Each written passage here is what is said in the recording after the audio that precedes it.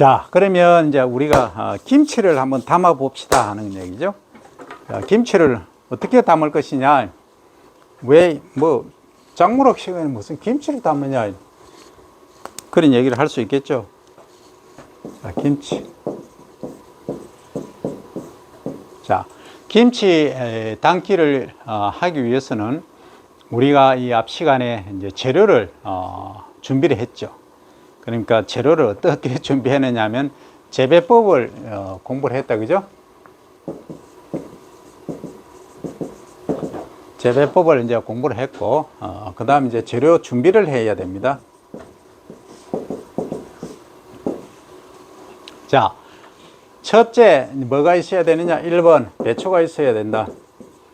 그럼 배추는 언제 수확한다? 10월, 11월, 20일 날 수확한다고 가정하고, 11월, 10일에서 20일까지 상황에 따라 다릅니다. 완전히 요거는 뭘 보고 하느냐? 결구가 되어 있어야 됩니다. 결구. 결구라고 하는 것은 요렇게 바깥에서 감싸 매는 게 안쪽에 있는 거 있죠. 안쪽에 쫙 모여 있어야 된다. 이 얘기입니다. 근데 아주 중요한 게 있어요. 결구인데 아주 너무 컴팩트하게 이렇게 몰려 있으면 어떤 문제가 발생하냐면 나중에 이렇게 소금을 절인다고 하죠. 통에서 이 소금물이 있으면 여기선 절이는데 이 소금물이 안 들어가. 아무리 놔둬도 그런 문제가 발생을 해요. 그래서 어떻게 하느냐. 결국을 너무 이렇게 그 나일론 끈으로 가을에 너무 강하게 컴팩트하게 꽉 조여 놓으면 얘들이 너무 컴팩트해서 소금이 이 안으로 못 들어가. 소금물도 못 들어가는 거죠. 그래서 뭐 여러 갈래로 이 사계보를 이렇게 자르고 이렇게 자르긴 합니다만 잘 안 돼. 그래서 오히려 너무 심각한 결구, 심한 결구보다는 적당한 결구가 좋다. 됐죠? 그 결구 개념 알겠죠? 자, 그러면 일단 배추를 100포기 준비했다. 그죠? 몇 포기? 100포기를, 얘 배추를 준비를 했어요. 그러면 이제 이게 배추를 자르는 게 또 보통 일이 아니야. 그러면 시골에서는 뭘로 하느냐면 이렇게 생긴 칼로 하죠. 칼로 이렇게 잘라요. 그러니까 배추가 이렇게 있으면 이렇게 자르죠. 근데 더 좋게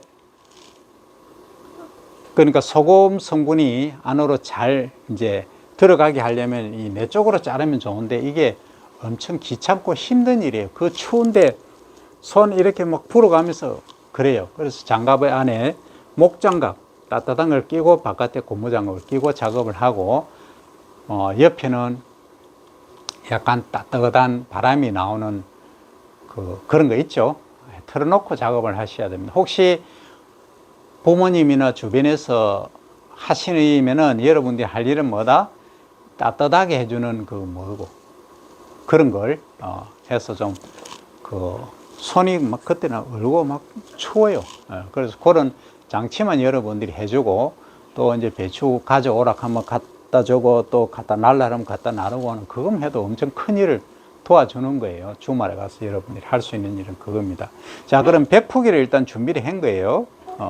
했죠? 그러면 처음에 할 일은 뭐냐? 이 배추가 있으면 바깥에 이렇게 결국 안 된 바깥에 초록색 되는 부분이 있어요. 초록색 띄는 얘들을 제거해 줘야 돼. 그 안에 결국 된 것만 김치를 담는다는 얘기입니다. 그럼 초록색은 뭐 할 거예요? 통상적으로 버리죠. 근데 얘들을 한데 모아가지고 엮어가지고 말려 놓으면은 시래기 알죠, 여러분들? 시래기. 무청 시래기 보통 그런 얘기를 하잖아요. 처럼 말려가지고 겨울에 시락국 들어봤나요? 시락국. 된장국 넣을 때 이거 말려서 넣어 놓으면 아주 좋아요. 어쨌든 여기에 사용할 수도 있습니다. 어쨌든 결구된 부분만 한다. 그러면 첫 번째 할 일은 얘가 너무 이렇게 부풀어 있죠. 그럼 김치가 안 된다. 그래서 할 일은 뭘 한다? 안에 있는 수분을 빼주는 작업이죠. 그죠? 그걸 이제 염장한다. 염장. 소금물에 절인다 이 말이에요. 그럼 소금물에 예를 들어서 자 여기에 이제 소금물이 있다 가정하고 여기 배추를 담가 놓은 거예요. 보통 옆으로 하죠. 옆으로 예를 들어서 해놓았다, 눕혀 놓는다. 이렇게 눕혀 놨다 하면 시간이 지나면은 배추의 부피가 줄어듭니까 늘어납니까?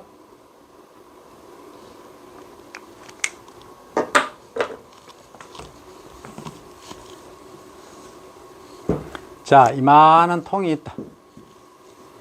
여기 이제 소금물이 있다. 그죠? 소금물, 일명, 여러분들 지금쯤 되면은 이제 김치 담으라고 소금을 많이 시골에 가면 가져오기도 하고 사오기도 해요.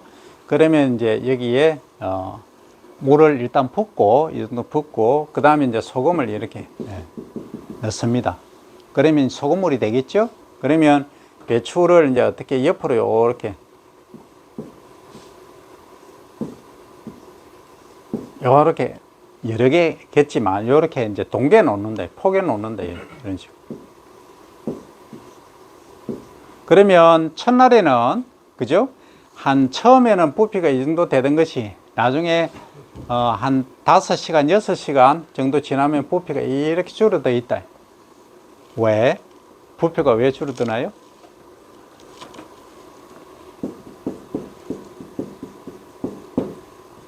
삼투압 현상 여러분 들어봤죠? 삼투압 현상이 뭐예요? 농도의 균형을 맞추기 위해서 수분이 농도가 높은 쪽에서 적은 쪽으로 어떻게 됩니까? 물이 농도가 높은 쪽으로 균형을 맞춰주기 위해서 수분이 이동하는 거죠. 그럼 이거예요. 만약에 이제 여기 배추다 가정하면 여기 이제 소금물이 있죠. 그러면 배추에 예를 들어서 염분의 농도가 1.5다 그러면 바깥이 3.0이다 2배죠. 그러면 농도가 바깥이 높죠. 균형을 맞춰주기 위해서 수분이 바깥으로 빠져나가죠. 그죠? 그러니까 이 통으로 흘러져 나온다는 얘기예요. 그러면 여기는 수분만, 물만 이동하고 뭐는 이동하지 않는다? 용질은 안에 있는 영양 성분은 그대로 있다 이 얘기입니다. 그죠? 그러면 일단 이제 부피가 이만한 데서 요만큼 줄어드니까 일단 숨이 죽었다 그렇게 얘기를 한다 이 말입니다. 숨 죽이는 과정이다 이렇게 통상적으로 얘기를 하죠. 그러면 어떻게 해서 이 원리는 뭐냐 하면 반투막인 거예요. 그러니까 이 식물체, 세포의 바깥쪽에 있는 막 중에서 이 막이 이제 삼투압 현상에 의해서 고장액 쪽으로 농도가 높은 쪽으로 수분이 빠져나가는 수분만 빠져나가고 용질은 빠져나가지 못하게 하는 막이다 이 말이죠. 그래서 이걸 이제 일명 반투막 이렇게 이야기를 하는 겁니다. 이 삼투압 말고 여러분들 확산이라는 거 들어봤나요? 확산은 뭐냐 하면 이 막이 아니에요. 예컨대 이건 거죠. 여기 물이 있다. 수분이 있으면 내가 설탕이나 소금을 이렇게 놓으면 그죠? 그냥 휘저어 보면 전체의 농도가 비슷하게 되죠. 그죠? 이것은 그냥 농도의 균형을 맞추기 위해서 많은 데서 적은 쪽으로 그냥 흘러가는 거예요. 이걸 확산이라고 합니다. 확산. 그죠? 근데 이제 여러분들 이거 얘기해 볼까요? 코로나 그 균이 있다 하면 내가 마스크를 안 끼고 말을 하면은 돌아다니면서 쭉 하면 여러분들 다 걸리겠죠. 거의 다. 여러분들도 마스크 안 끼고 있으면 밀폐된 데서. 근데 내가 마스크를 딱 끼고 여러분들 마스크 딱 끼고 있다 하면 어떻게 돼요? 1차적으로 차단이 되겠죠. 나가는 게. 그리고 여러분들도 흡입할 때도 차단이 되죠. 그게 반투막이에요. 그 원리도 하는 거예요. 그래서 하여튼 김치 담글 때는 첫째는 부피를 줄여야 된다. 안에 수분을 바깥으로 빼내야 된다 하는 게 1차적이에요. 됐죠? 그것만 하면은 그게 가장 중요해요. 그 다음에 이제 1차적으로 배추를 준비하고 절임 작업이랑 절임 작업. 일단 이제 절였습니다. 절여 놓고 어떻게 하느냐? 이런 통이라든지 아니면 그 여러분들 평상 아시나? 여기 앉아서 놀기도 하고는 평상 같은 데 있잖아요. 여기 비닐을 쫙 쭉 깔고 여기다가 배추를 딱 이렇게 건져놔. 왜? 수분이 여기에 소금물이죠. 소금물이 이렇게 빠져나가도록 이렇게 올려놔요. 부피를 일단 줄이는 거죠, 우선에. 그 다음에 안에서는 이제 뭘 준비를 하느냐 하면 양념이라는 걸 준비해요. 양념. 그럼 요거는 하루 정도 이렇게 건져놔도 되고 반나절 해도 됩니다. 상황에 따라 다르기 때문에. 그 양념은 첫 번째 준비해야 될 게 뭐였다? 고춧가루죠. 고춧가루는 사오는 게 가장 편하죠. 그죠? 내가 재배를 한 것 같으면 방앗간에 가서 빻았다. 그죠? 자, 고춧가루 예를 들어서 10kg 준비했다. 그 다음 두 번째 들어가는 게 마늘이죠. 그죠? 마늘을 빻아야 돼. 마늘을 좋아하는 분 계시면 또 좀 많이 넣고, 마늘을 좀 싫어하면 좀 적게 넣고 그런 거예요. 그 마늘은 뭐 알아서 하면 돼. 마늘 5kg. 그 다음 세 번째 뭐가 들어갔나요?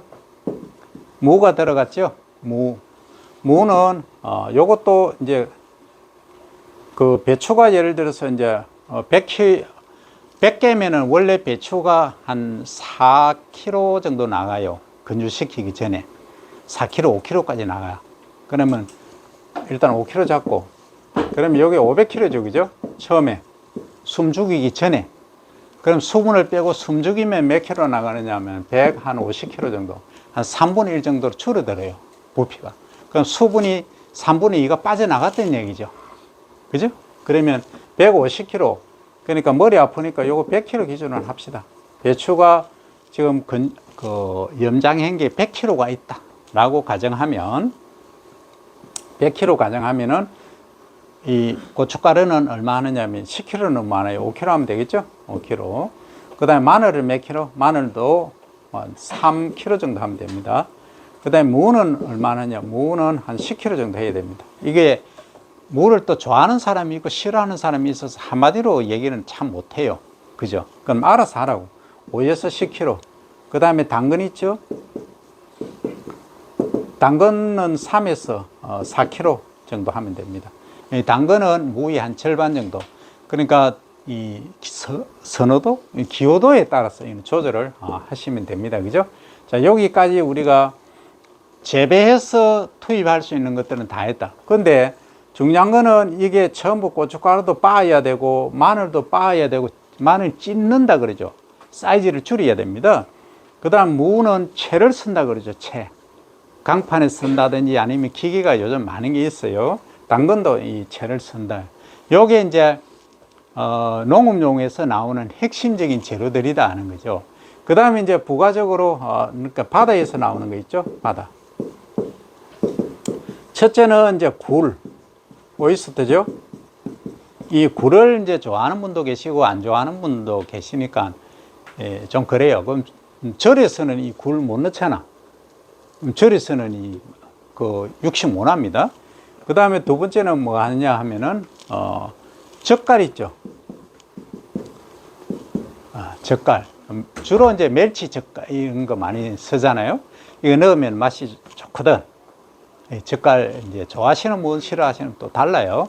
절에서도 젓갈을 넣을 수는 있는데 주로 안 넣어요. 왜냐하면 스님들이나 별로 안 좋아하시거든. 그 다음에 청각 했죠? 요렇게 생긴 거 있잖아요. 실타래처럼 청색, 녹색 나는 거 있어요. 이걸 이제 넣든지 말든지 이것도 이제 알아서 결정하는 거죠. 그 다음 네 번째 이제 생선 중에서 여러 가지 이제 생선을 넣을 수도 있어요. 그걸 뭐라 그러죠? 저기 전남 어디고 그 가면은 보리새우 말고 보리굴비. 그래, 그렇지. 굴비, 보리굴비 중에서 큰 거는 좀 그래요. 작은 거 있거든. 싼 거. 작은 거 해서 그냥 온 상태로 사른 게 아니고 안 자르고 그대로 그냥 투입하는 거. 배추가 이렇게 있으면 여기 그냥 이렇게 절여서 집어넣는 거예요. 이렇게 넣으면 이제 김치 먹을 때 좋아하시는 분들은 썰어 가지고 먹으면, 홍어 있죠, 홍어. 홍어하고는 전혀 다르지만 홍어처럼 이렇게 썰어 갖고 먹으면 아주 좋아요. 즐기는 분들은 이 보리굴비 이런 것들도 넣으실 수 있고, 다양하게 이렇게 전어도 어떤 분들은 넣더라고요. 전어. 이거는 기호도에 따라서 합니다. 그러면 김치 하나만 있으면은 뭐 밥 한 그릇 뚝딱이죠. 모든 게 해결 다 돼요. 영양소 거의 다 해결 다 되잖아, 요거 들어가니까. 근데 여기서 지금 빠질 수 없는 게 뭐가 빠질 수 없죠? 김치 담글 때 옆에서 엄마가 뭘 하시죠? 아니면 아버지가 뭘 하시죠? 이 가마솥에다가 물을 끓이고, 그 다음에 장에서 뭘 사옵니까? 돼지고기 사오죠? 그 수육 있잖아, 수육. 김치 담글 때 수육 해서 썰어가지고 수육하고 생김치하고 이렇게 같이 먹는, 그게 우리의 풍속도다, 이 얘기입니다. 자, 여기까지 이제 김치 담그는 거 이제 했습니다. 그죠? 자, 했고, 다음은 된장으로 갑니다.